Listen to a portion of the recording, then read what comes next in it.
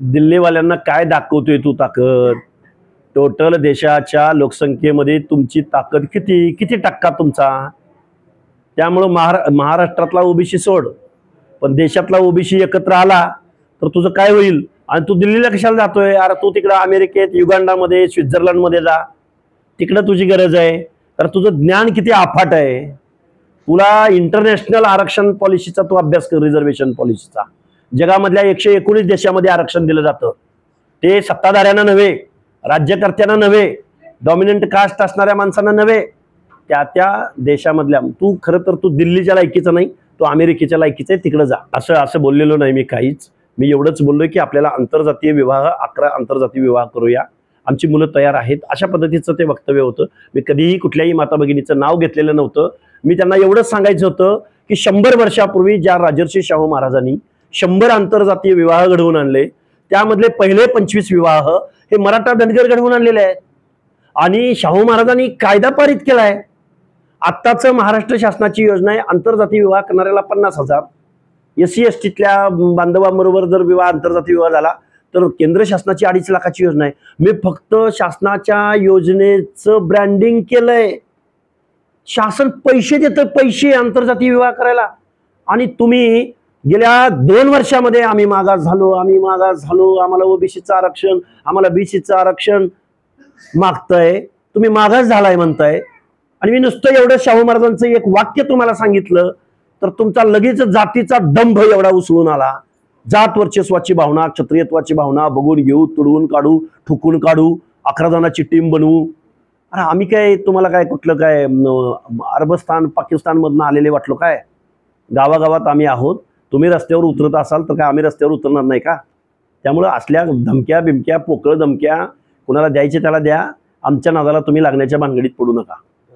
मात्र तुमच्यावर आता तब्बल 7 पोलीस ठाण्यामध्ये गुन्हे दाखल. माझ्यावर 7 काय 70 पोलीस स्टेशनमध्ये गुन्हे दाखल झाले. तर आम्ही कायदा पाळणारे आहोत. आम्ही जाऊन हजर होऊ, वाजत गाजत जाऊ आणि संविधानाचा सन्मान करून संविधानाची भाषा बोलण्याचा प्रयत्न करू. बजरंग सोनवणेंच्या बुद्धीची कीव करावीशी वाटते. हेच बजरंग सोनवणे काल परवापर्यंत म्हणत होते की लक्ष्मण हाकेनं पहिला ग्रामपंचायतीचं सदस्य व्हावं, ह्याला एवढी मतं पडलेत. तेच बजरंग सोनवणे 8 दिवसानंतर म्हणतायत की त्यांना बीड लोकसभेची निवडणूक लढायची. करेक्ट करतो मी तुम्हाला, कालच मी त्यांचं स्टेटमेंट बघितलंय. तू नक्की ठरव काय तर. एक तर म्हणतोय याची लायकी काय, आणि दुसरं म्हणतोय की हा बीड लोकसभेला उभा राहतोय. त्यामुळं बाप्पा काहीतरी ठरव बाबा. एवढं वळवाच्या पावसात नाहून निघणं एवढं सोपं नाही. 20 वर्षाची कारकीर्द आहे, चळवळ लढतोय, एक मेंढपाळाचा पोरगा आहे. निश्चित तुझ्यासारखा कारखाना नाही माझ्याकडं, पण गावगाड्यातल्या 60% ओबीसी आणि परत आमची आंबेडकरी जनता आम्ही जर एकत्र आलो ना, मग तुम्हाला कुठं ठेवायचं आणि कुठल्या निवडणुकीत कुठं ठेवायचं ही जनता दाखवून देणार आहे. अहो पंडित आम्हाला माहिती नाही. आमच्या ओबीसींच्या मनामध्ये जी दहशत आहे, जी चिंता निर्माण झाली, जे आरक्षण गेल्याची भावना आहे आणि गेलंय आरक्षण, त्या लोकांच्या या भावनांना वाट करून द्यायची. जिथं लोक मला बोलवत आहेत तिथं मी जातोय. आणि मी काय आमदार खासदाराचा पोरगा नाही, मी सामान्य कुटुंबातला आहे. जिथं जाईल तिथं मुक्काम आहे माझा. त्यामुळं गेवराई असो काय, माजलगाव असो काय, अंबेजोगाई असो काय, किंवा हिंगोली जिल्हा असो काय, लातूर, नांदेड, आता पश्चिम महाराष्ट्रातल्या सगळ्या लोकांच्या तारखा मागायला रांग लागलेली आहे.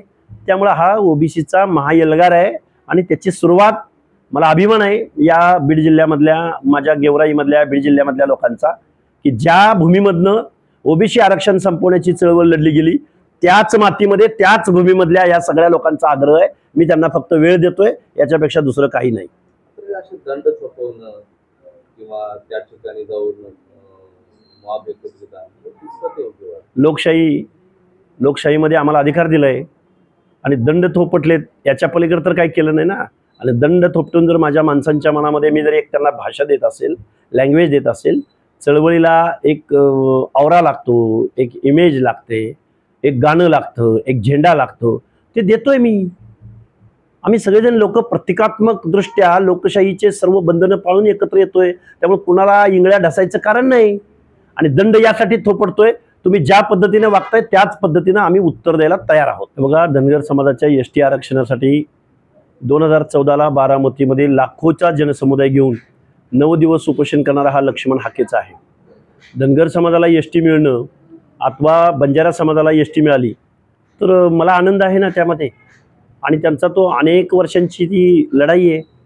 त्यामुळं आत्ता आपल्या ताटातलं अंगावरचे कपडे जर कोण काढून घेत असेल, आपण ज्या झोपडीमध्ये राहतोय ती झोपडी जर उद्ध्वस्त होणार असेल आणि डोंगराच्या पल्याड आपल्याला हवेली मिळणार आहे, अशा भ्रमामध्ये जर काही गोष्टी होत असतील तर मला वाटतं ही ओबीसीची जी वज्रमूठ आहे, ओबीसीच्या महाएल्गार मोर्चांना जो लाखोंचा प्रतिसाद भेटतोय, याला घाबरून इथल्या सत्ताधारी मंडळींनी कुठंतरी ओबीसीमध्ये फूट पाडण्याच्या दृष्टिकोनातून बघा, आजपर्यंत बंजारा समाजाची एसटीची मागणी असो किंवा धनगर समाजाची एसटीची मागणी असो, या आंदोलनाला पाठिंबा द्यायला कुठले आमदार, खासदार, मंत्री गेल्याचं तुम्ही कधी बघितलं होतं का?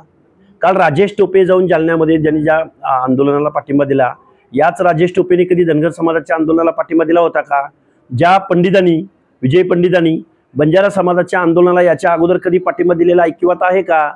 कारण ज्या बंजारा समाजाच्या तांड्यावरची त्यांच्या घरांची पत्रे आजपर्यंत निघालेले नाहीत. बहुसंख्येनं गेवराईमध्ये माझा बंजारा बांधव राहतो. 37-38 हजार मतदान बंजारा समाजाचं गेवराई मतदारसंघात आहे. आता ओबीसी एकत्र यायला लागलेत आणि असे जर ओबीसी एकत्र आले तर आपलं काय होणार? या लोकांच्या पायाखालची वाळू सरकलेली आहे आणि आम्हाला चांगलं कळतंय लक्ष्मण हाके हा कसोटी खेळणार आहे. 2020ची मॅच नाही. कसोटी खेळत असताना निश्चित मला कसोटीला सामोरं जावं लागणार आहे. पण ओबीसी बांधवांनी ठरवलंय की ओबीसीचं आरक्षण वाचवायचं.